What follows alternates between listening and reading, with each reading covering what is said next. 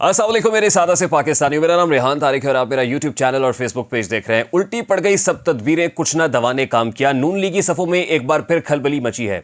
21 अक्टूबर को नवाज शरीफ की वतन वापसी का प्लान था, लेकिन यूं दिखाई दे रहा है कि जैसे प्लान के अंदर कोई रखना डाल दिया गया है और कहीं ये प्लान धरे का धरा ना रह जाए।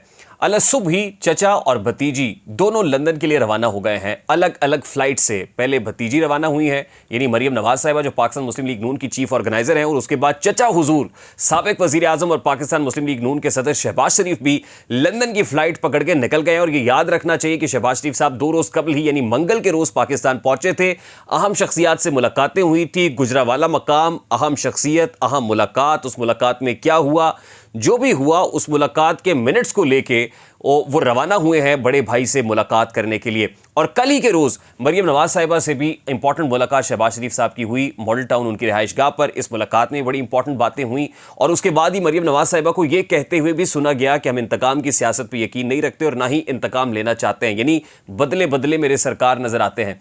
मरियम नवाज साहिबा अपनी छोटी बेटी को लेकर लंदन रवाना हुई हैं, जबकि शहबाज शरीफ साहब तने तनहा हो तो ये भी सकता था कि वो भतीजी के साथ ही एक फ्लाइट पकड़ के लंदन पहुंचते, लेकिन अलग अलग फ्लाइट्स पे वो लंदन पहुंचे हैं, जहां मियां नवाज शरीफ साहब, मरियम नवाज साहिबा और शहबाज शरीफ साहब, इन तीनों के माबैन सिर्फ ये ट्रॉयका होगा। इसमें पाकिस्तान मुस्लिम लीग नून का और कोई भी मरकजी रहनुमा मौजूद नहीं होगा। बंद कमरे का इजलास होगा और कभी इम्कानात है कि इस बंद कमरे के इजलास के अंदर बहुत सारी चीज़ें बदल भी सकती हैं। यानी आज से 2 रोज़ पहले जो शोर सुनाई दे रहा था, मियाँ जदू आवेगा लग पता जावेगा, 21 अक्टूबर को आ रहे हैं और 21 अक्टूबर को आने के बाद पाकिस्तान का नक्शा बदल देंगे। हो सकता है कि कुछ तारीखें भी आगे पीछे हो जाएं। सवाल बड़े सादा से हैं। पहला सवाल यह है कि क्या मियाँ शहबाज शरीफ नवाज शरीफ के लिए इस्टेब्लिशमेंट का पैगाम लेकर गए हैं। दूसरा इंपॉर्टेंट सवाल यह है कि क्या इस्टेब्लिशमेंट को मियाँ नवाज शरीफ का बयानिया पसंद नहीं आया। और तीसरा सवाल यह है, क्या नवाज शरीफ की वापसी की तारीख एक बार फिर तब्दील होने जा रही है। तो बढ़ते हैं पहले सवाल के जवाब की जानिब। और पहला सवाल यह था कि क्या शहबाज शरीफ एस्टैब्लिशमेंट का पैगाम लेकर नवाज शरीफ के पास पहुंचे हैं, तो इसका जवाब है जी हां। एस्टैब्लिशमेंट या कंसर्न क्वार्टर्स का पैगाम लेकर शहबाज शरीफ बड़े भाई नवाज शरीफ के पास पहुंचे हैं। अब अगला सवाल यह है कि एस्टैब्लिशमेंट क्या पैगाम दे सकती है, यह एस्टैब्लिशमेंट को क्या है जो अच्छा नहीं लग रहा है। गुज़श्ता रोज़ बताया जा रहा है कि बड़ी इंपॉर्टेंट मुलाकात एक तो मरियम नवाज साहिबा की शहबाज शरीफ साहब के साथ मॉडल टाउन में हुई, लेकिन शहबाज शरीफ मंगल के रोज़ जब पाकिस्तान पहुंचे हैं तो उनकी एक अहम मुलाकात गुजरावाला में एक अहम शख्सियत से हुई। अब ये शख्सियत अस्करी इदारे से ताल्लुक़ रखती थी या कोई गैर अस्करी इदारे से ताल्लुक़ रखने वाली शख्सियत थी, इस हवाले से कंफर्म नहीं हो सका। लेकिन इंपॉर्टेंट चीज़ यह है कि इसी मुलाकात के अंदर शहबाज शरीफ साहब को एक अहम पैगाम कन्वे किया गया है और उसी पैगाम को लेके वो बड़े भाई के पास पहुंचे हैं। अब ये पैगाम क्या हो सकता है। अगर इस्टेब्लिशमेंट कोई पैगाम दे रही है तो गुज़श्ता रोज़ हमने एक निशानदेही की थी और निशानदेही ये थी कि पाकिस्तान मुस्लिम लीग नून 5 के टोले की बात करती थी और यही बात उनकी चीफ ऑर्गेनाइजर मरियम नवाज साहिबा भी मुख्तलिफ खिताबात के अंदर करती थी कि 5 का टोला है, ये सज़ावार टोला है, जिसके अंदर वो फैज़ हमीद साहब की तस्वीर दिखाते थे, कुछ जजेस की तस्वीर दिखाते थे, साकिब निसार साहब, आसिफ सईद खोसा, जस्टिस गुलजार, यानी इस तरह की शख्सियात पर मबनी वो तस्वीर दिखा के कहते थे कि ये 5 का टोला है जो असल में जुर्मवार है। लेकिन 5 के टोले में एक और नाम पाकिस्तान मुस्लिम लीग नून के कायद मियाँ नवाज शरीफ साहब ने ग्रैंड मुशावरती इजलास से खिताब करते हुए शामिल कर दिया और वो नाम था जनरल बाजवा का। उस वक्त हमने सवाल उठाया था कि जनरल बाजवा पे जो तनकीद अब की जा रही है, 5 के टोले को जब बताया जाता था तो उस वक्त जनरल बाजवा का नाम उसमें शामिल नहीं होता था, लेकिन इस क्या स्ट्रैटेजी है जिसके तहत रीअलाइनमेंट हुई है और दोबारा से अब बयानिया ये तरतीब दिया जा रहा है कि उसमें जनरल बाजवा शामिल कर दिए गए और फिर नवाज शरीफ साहब जोर देकर ये कहते हैं कि अब मट्टी पाव पॉलिसी नहीं चलेगी, यानी इनके एहतसाब का मुतालबा भी किया जा रहा है। अब आपको ज़रा थोड़ा सा माजी करीब में लिए चलते हैं और माजी करीब में जाते हैं तो आपको पाकिस्तान मुस्लिम लीग नून से ताल्लुक़ रखने वाली अहम शख्सियत जो साबिक वज़ीर दिफा भी हैं, और जब कहीं ना कहीं रप्चर होते हैं पाकिस्तान मुस्लिम लीग नून के इस्टेब्लिशमेंट के साथ ताल्लुकात, तो इनका बड़ा कलीदी किरदार रहता है और वो है ख्वाजा आसिफ साहब। और ख्वाजा आसिफ साहब ही रिसेंटली जिस वक्त मियाँ नवाज शरीफ की वतन वापसी से मुतालिक तारीख दी गई थी तो एवन फील्ड अपार्टमेंट्स के बाहर उस प्रेस कॉन्फ्रेंस में भी दिखाई दिए थे और बड़ी खुशगपियाँ भी लगा रहे थे नवाज शरीफ साहब से और शहबाज शरीफ साहब से। अब ख्वाजा आसिफ साहब ये बताते हैं कि जिस वक्त जनरल बाजवा को एक्सटेंशन दी गई थी, आपको याद होगा पाकिस्तान तहरीक इंसाफ के दौर के अंदर सब जमातों ने मिल के पार्लियामान के अंदर बाजवा साहब की एक्सटेंशन का जो बिल है, आर्मी एक्ट में तरमीम का बिल मंजूर किया था और बाजवा साहब को उस एक्सटेंशन देने के लिए रास्ता दे दिया था। तो उस वक्त एक सवाल उठा था पीडीएम के ऊपर भी कि एक तरफ तो आप सिविल सुप्रीमेसी की जंग लड़ते हैं, एक तरफ आप कहते हैं कि ये सिलेक्टेड हुकूमत है, आरटीएस की पैदावार है, इन लोगों ने हुकूमत बनाई, और दूसरी तरफ आपने जनरल बाजवा को एक्सटेंशन भी दे दी। तो उस वक्त सभी चुप का रोज़ा रखे हुए थे, खामोशी तोड़ नहीं रहे थे। और फिर ख्वाजा आसिफ साहब ने आके ये बताया था कि एक बंद कमरा मीटिंग हुई थी और उसमें कुरान पाक मंगवाया गया था। हुसैन नवाज साहब की मौजूदगी में उनके दफ्तर के अंदर मुलाकात होती है, कुरान पाक मंगवाया जाता है, उस पर हल्फ लेकर कहा जाता है कि आपने वापस जाके जनरल बाजवा की एक्सटेंशन के हक़ में वोट देना है और किसी को इसकी कानो कान खबर नहीं होनी चाहिए।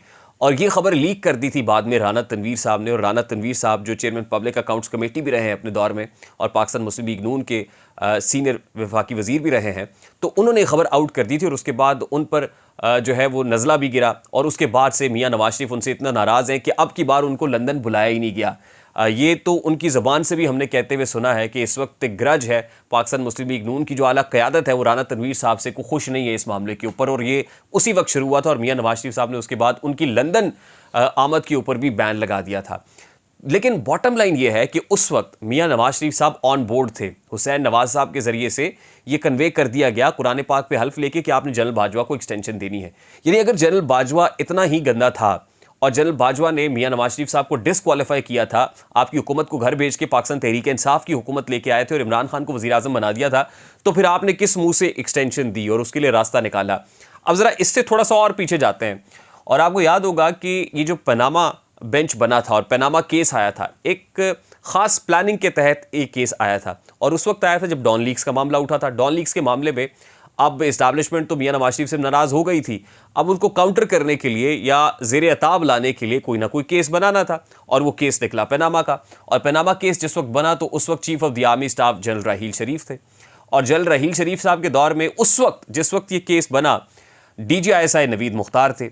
और नवीद मुख्तार साहब जो हैं वो किसके कितना करीब थे ये भी आपको पता है और किसके रिश्तेदार हैं, ज़ाहिर है वो खुरा भी जाके नवाज शरीफ साहब से मिलता है। तो उस केस का फैसला जब आया उस वक्त general Bajwa chief of the army staff थे, लेकिन ये तो इस्टेब्लिश्ड फैक्ट है कि जनरल बाजवा नहीं थे पनामा केस के पीछे, बल्कि पनामा केस के पीछे इस्टेब्लिशमेंट थी और उस वक्त के chief of the army staff थे। यानी बराह रास्त जनरल बाजवा का ताल्लुक नहीं था बल्कि इस्टेब्लिशमेंट की उस पॉलिसी का तसलसल था जो उन्होंने सोच लिया था कि मियां नवाज शरीफ को हमने वापस भेजना है। अब मियां नवाज शरीफ साहब जो पर्सनालिटीज़ के ऊपर अटैक करते रहे हैं वो चीफ्स को निशाना बनाते रहे। 2013 में जब पाकिस्तान मुस्लिम लीग नून की हुकूमत आई तो उस वक्त ये तकाजा किया गया कि जनरल मुशर्रफ के खिलाफ केसेस बनाने हैं, केसेस को ओपन करना है, उनको परसू करना है। जाहिर है इसकी वजह से भी फ़ौज के साथ जो उनके ताल्लुकात है वो रप्चर हुए। और ये मैं नहीं कह रहा बल्कि ख्वाजा आसिफ साहब खुद ही बताते हैं। ख्वाजा आसिफ साहब कहते हैं कि हमने पहले भी भुगता है, हमने जनरल परवेज़ मुशर्रफ के अगेंस्ट जो केसेस बनाए और उन पर जो बात की उससे इस्टेब्लिशमेंट हमसे खुश नहीं हुए और हमेशा इस्टेब्लिशमेंट अपने चीफ को प्रोटेक्ट करती है, वो बेशक रिटायर्ड चीफ ही क्यों ना हो। ख्वाजा आसिफ साहब मुख्तलिफ मौके के ऊपर क्या कुछ कहते रहे हैं मैं नहीं बताता, जरा ख्वाजा आसिफ साहब की ज़बानी आपको सुनवाता हूँ। जबकि आर्मी चीफ रिटायर हो जाता है, क्या फौज के लिए वो भी एक फारिग बंदा होता है कि फौज ये सबसे बड़ा आप एग्जांपल देखें जनरल मुशर्रफ का, हमने जनरल मुशर्रफ के साथ मत्था लगाया, हमारे तल्लुकात खराब हो गए फौज। तो that means the institution backs up the retired chief. Khawaja Asif साहब की गुफ्तगू आपने सुनी और उससे अंदाज़ा हो रहा है कि इस वक्त मियां नवाज शरीफ साहब ने जो अपने बयानिए को रीअलाइन किया है, यानी सारी की सारी तोपों का रुख जनरल बाजवा की तरफ मोड़ दिया है, तो जनरल बाजवा की तरफ रुख होने की वजह से भी इस्टेब्लिशमेंट नाराज़ हो सकती है और उनको ये मैसेज कन्वे करना मकसूद हो सकता है कि हुजूर जो आप चीफ साहब के ऊपर तनकीद कर रहे हैं, ज़रा चीफ साहब के जो आप पर एहसानात हैं वो भी गिन लीजिए। और एहसानात के अंदर पहला एहसान ये, पहले तो नवाज शरीफ साहब ने जनरल बाजवा को खुद chief of the army staff appoint किया था, फिर आपने आपकी मर्जी से अपॉइंटमेंट्स भी कराई, आपने कहा इसको वहाँ लगा दो, इसको खामोश करा दो, जनरल बाजवा करते रहे, लेकिन अल्टीमेटली इस्टेब्लिशमेंट का फैसला था कि नवाज शरीफ की हुकूमत को घर भेजना है। दूसरा किरदार जनरल फैज़ का है। अब जनरल फैज़ हमीद पर आप तनकीद कर रहे हैं, ठीक है आप कीजिए, जनरल फैज़ हमीद सहूलतकार थे, इमरान खान के बहुत करीब थे, लेकिन ये भी याद रखना चाहिए कि यही जनरल बाजवा और जनरल फैज़ थे कि 2019 में जिस वक्त आपकी इनके साथ डील हुई थी, आपको 4 ऑप्शंस दिए गए थे, आपने पहला ही ऑप्शन लॉक किया था और आप लंदन चले गए थे। यानी आपको एक सेफ एग्जिट और सेफ पैसेज देने वाली भी यही शख्सियात थी, तो इनका ये एहसान भी आपके ऊपर है। तो अब वो एहसानात याद करा रहे हैं और ये कह रहे हैं कि अपने बयानिए के अंदर सॉफ्टनेस लेके आएँ, ज़रा नरमी लेके आएँ। तभी हम ये कहते हैं कि नवाज शरीफ इस्टेब्लिशमेंट को काबिल कबूल नहीं है, शहबाज शरीफ खासी हद तक काबिल कबूल है और तभी वो ये कहते हैं कि जी मैं आँख का तारा हूँ, इस्टेब्लिशमेंट की आँख का तारा रहा हूँ। तो शहबाज शरीफ साहब वो ये पैगाम भी पहुँचा सकते हैं कि मियाँ साहब आपके इस स्टेटमेंट की वजह से, क्योंकि आपको आला क़यादत ने भी पाकिस्तान मुस्लिम लीग नून की समझाया, हमारे लोग भी कोई बहुत ज़्यादा इस बयानिए को सुनकर खुश नहीं होते कि जब आप चीफ्स के ऊपर अटैक करते हैं। और आपको याद होगा गुजरांवाला के अंदर जिस वक्त आपने आर्मी चीफ का नाम भरे मजमे के अंदर ले लिया था, तो उस वक्त पाकिस्तान मुस्लिम लीग नून की क़यादत में से बहुत से लोग स्टेज से उठ के चले गए थे। बहुत से लोगों के लिए शॉकिंग था, उनके लिए ये बोझ बर्दाश्त करना मुश्किल हो जाता है। तो खुदा का वास्ता है वो हालात पैदा ना करें जो हालात 2017 में हमारे साथ थे। हमारे लोगों की पकड़ धकड़ हो रही थी, उनकी वफादारियों को तब्दील किया जा रहा था, और उनका जो शेर का निशान है उनसे छीन के उनको जीप का निशान दिया जा रहा था। तो खुदा का वास्ता है अगर हालात कुछ ठीक होना शुरू हुए हैं, क्रैक्स कुछ हील हुए हैं, तो हील ही रहने दें, इनको फिर रप्चर ना करें। हमारे हालात 2017 वाला अब वो हम मुतहम्मिल नहीं हो सकते उसका।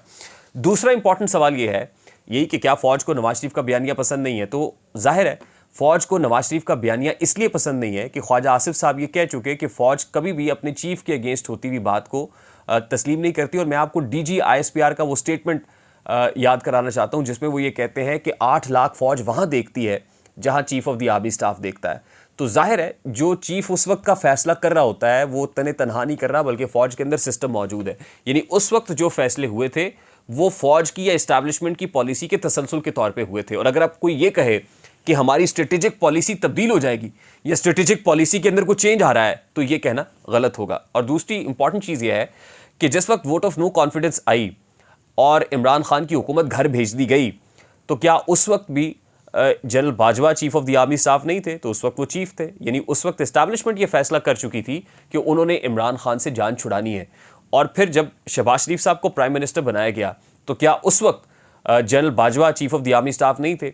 और जिस वक्त हमजा शहबाज को ऑपोजिशन लीडर से वज़ीर आला पंजाब बना दिया गया, तो क्या उस वक्त general Bajwa chief of the army staff नहीं थे? ये बात अलहदा है कि फिर हमजा शहबाज कंटिन्यू नहीं कर सके और अल्टीमेटली चौधरी परवेज़ इलाही को, और चौधरी परवेज़ इलाही तो ऑन रिकॉर्ड भी ये कह चुके हैं कि फिर उनको बाजवा साहब की कॉल आई, उन्होंने कहा आप आ जाए, मुलाकात हो गई, और मुलाकात के बाद फिर हुकूमत पंजाब की तब्दील हो गई।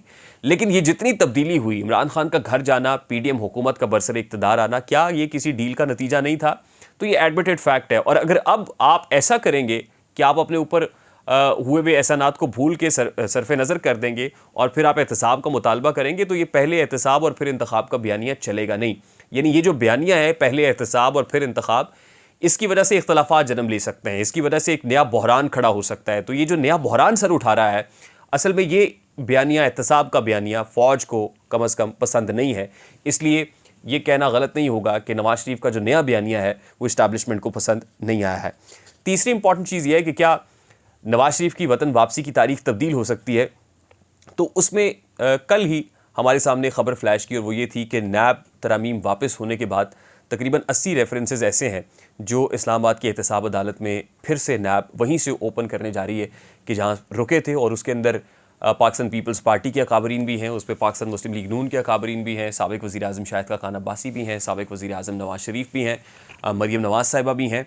तो ये बड़े बड़े नाम हैं यानी at this point in time. और फिर जाहिर है आपने तो ये देखना था कि अदालत का मिजाज क्या होता है। चीफ जस्टिस आ गए हैं, जस्टिस काजी फ़ाइज़ ईसा, और लग ये रहा है कि वो बड़े अपराइट हैं, कॉन्स्टिट्यूशन के साथ खड़े हुए हैं। यानी आप जो तवक्को बहुत ज़्यादा करते हैं, और हम बार बार आपको ये बावर कराते रहे हैं कि ये जो आप ज़रूरत से ज़्यादा तवक्को कर रहे हैं ना किसी से कि वो आएंगे तो हालात आपके हक़ में हो जाएंगे या हवाओं का रुख आपकी तरफ हो जाएगा, ये जो धारा है, बहता धारा पानी का, वो आपकी तरफ बहने लगेगा, तो ये आपकी खाम ख्याली है। इसके लिए आपको पानी की गहराई नापनी पड़ेगी, उसमें उतरना पड़ेगा। तो ये भी कन्वे कर दिया गया है कि मियाँ साहब अगर आप 21 अक्टूबर को आ जाएंगे ना, तो फिर आपको गिरफ्तार तो होना पड़ेगा। और मरीम नवाज साहबा ये कह चुकी हैं कि मैं अपने अब्बा को अब गिरफ्तार नहीं होने दूंगी, अब जब वो आएंगे तो जेल नहीं जाएंगे। मैं आपको एक स्टेटमेंट सुनवाना चाहता हूँ, और वो स्टेटमेंट है फैसल वोडा का। और फैसल वोडा कौन है आपको पता है कि इस्टेब्लिशमेंट के अनअनाउंस्ड तर्जुमान है। वो 21 अक्टूबर की तारीख को लेके क्या कहते हैं, जरा वो भी आपको सुनवाते हैं। तो ये किस तरह कह रहे हैं कि हम हेलीकॉप्टर में मीनार पाकिस्तान के ऊपर आके खड़े हो जाएंगे? और मेरा मशवरा तो ये है कि देखिए 21 को मेरी सालगिरह है, मेरे लिए तो अच्छा दिन है, उनके लिए बड़ा बुरा दिन होगा। मियां साहब जेल जाएंगे आपके ख्याल में? तो जेल नहीं जाएंगे तो मेरे घर आएंगे। तो फैसल वोडा साहब ये कहते हैं कि 21 अक्टूबर को मियां नवाज शरीफ साहब वतन वापस आएंगे और जेल नहीं जाएंगे तो क्या मेरे घर आएंगे। यानी वो ये कह रहे हैं कि 21 अक्टूबर की जो तारीख है वो मियां नवाज शरीफ साहब के लिए किसी सूरत ठीक नहीं है, किसी सूरत खुशगवार नहीं हो सकती, क्योंकि उनका मुकद्दर फिर से जेल होगा। तो इसका मतलब ये है कि अभी तक इस्टेब्लिशमेंट के यहाँ जो रावी है वो चैन ही चैन नहीं लिख रहा है। इसका मतलब ये है कि कुछ तारीखें तब्दील भी हो सकती हैं, कुछ पॉलिसीज़ में रद्दोबदल भी हो सकता है, और कुछ स्ट्रैटेजीज़ को चेंज करना पड़ेगा। अगर चेंज ना हुई तो इसका मतलब ये है कि अभी हालात आपके लिए पुरसुकून नहीं है। मुझे रेहान तारिक को इजाज़त दीजिए, अपना बहुत सारा ख्याल रखिएगा। अस्सलाम वालेकुम।